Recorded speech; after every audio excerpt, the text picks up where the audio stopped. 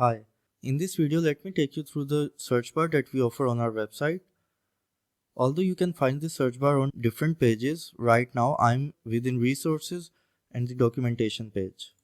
So right here we have the search bar. Let's say we want to find a function that offers sessions data.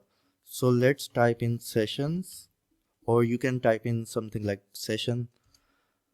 This way you will have all the results that match session or sessions. So now I have multiple results here in front of me.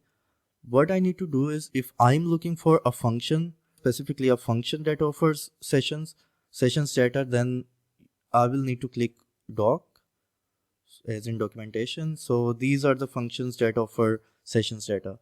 But let's say you want to find an article on the website that offers more information uh, related to sessions data. Then you can just go ahead and click on post, and you can use the the page as well for this purpose. And this is how you can make using the search bar more useful and productive. Thank you.